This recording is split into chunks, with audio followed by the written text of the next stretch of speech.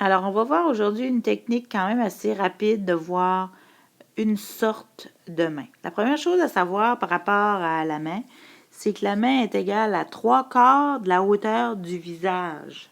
Donc, vous pouvez le mesurer dans votre visage. Votre main est presque aussi haute que votre visage. Mettons du menton jusqu'à votre racine des cheveux. Si vous le testez, là, c'est pas mal ça. Si vous regardez votre main, vous allez vous apercevoir qu'au niveau de vos jointures, jusqu'au poignet, vous allez voir que c'est à peu près égal. Donc, la partie du poignet est un petit peu plus étroite. Vos jointures, c'est un petit peu plus large. Ensuite, le bout des doigts ensemble, ça rétrécit un peu. Si maintenant vous regardez votre pouce, vous allez voir, ça part du poignet. Là, la jointure du pouce fait ressortir le pouce. Ensuite, ça va venir un petit peu plus droit, puis après ça, ça va arriver à peu près en ligne des jointures de votre doigt. Alors ici, on a en haut le poignet et la fin du bras. Puis là, ici, en bas, on a les bouts des doigts. Ça ici, la partie en haut, on appelle ça le dos de la main. Dans le dos de la main, il n'y a pas grand-chose qui est dessiné à ce niveau-là. Maintenant, moi, pour dessiner une main comme ça, mon truc que je peux vous donner, c'est vraiment de faire des crochets. Puis on va commencer par le premier crochet. Si vous regardez le pli entre votre index et votre pouce, on pourrait le situer à peu près ici. Et là, vous allez voir, ça descend complètement droit. Puis vous allez pouvoir installer votre premier crochet qui est votre premier doigt. Attendez, je vais le faire un petit peu parce que là, ça n'a pas très bien marché. Donc, le premier crochet. Le deuxième crochet, si vous regardez, c'est beaucoup plus bas, là. Ça ne rentre pas dans le dos de la main. Donc, on va faire le deuxième crochet pour placer le majeur, parce qu'on vient de placer l'index. On va placer le troisième crochet pour faire l'annulaire et le quatrième crochet pour faire l'auriculaire ou le petit doigt. Puis ensuite, on remonte la main jusqu'en haut. Là, il nous reste à placer le pouce. Alors, on va redescendre par l'autre côté. On va suivre la forme qu'on a fait. On descend droit. Si vous regardez votre main quand elle tombe vers le bas, vous allez voir qu'au bout ici, ça va rentrer vers l'intérieur comme ça. Et vous pourrez placer votre ongle qui, lui, tombe naturellement comme un peu plus sur le côté. Ensuite, ce qu'il nous reste à faire, c'est de placer les ongles. Puis on peut terminer aussi s'il nous manque des bouts de doigts.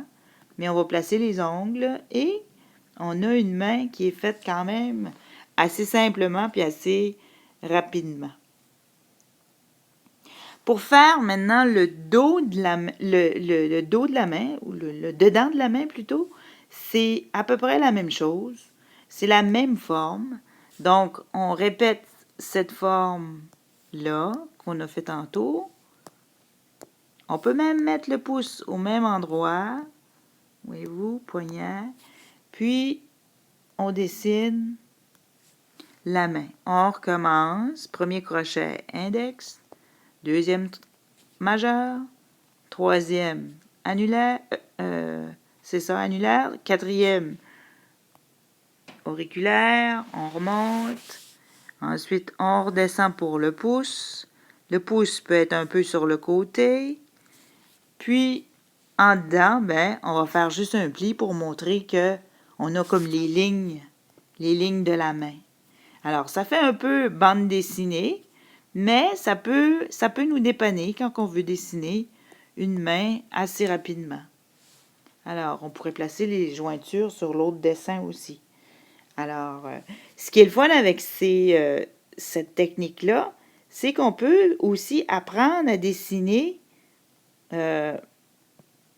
vraiment toutes sortes de mains. À jouer avec ces formes-là.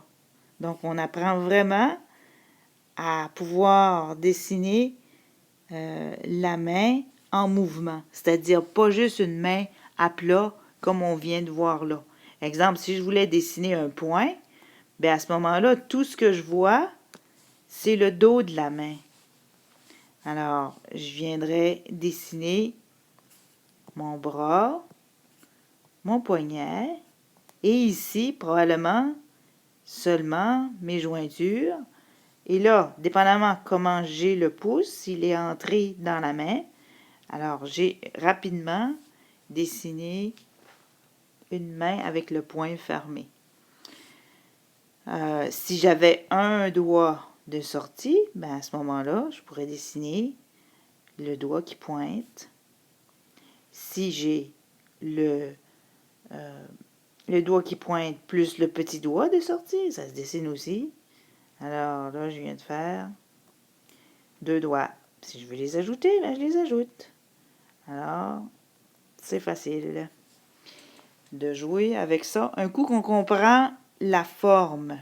Alors, je répète, la forme, on a cette forme-là ici, qui est répétée 2 fois, inversée si vous voulez.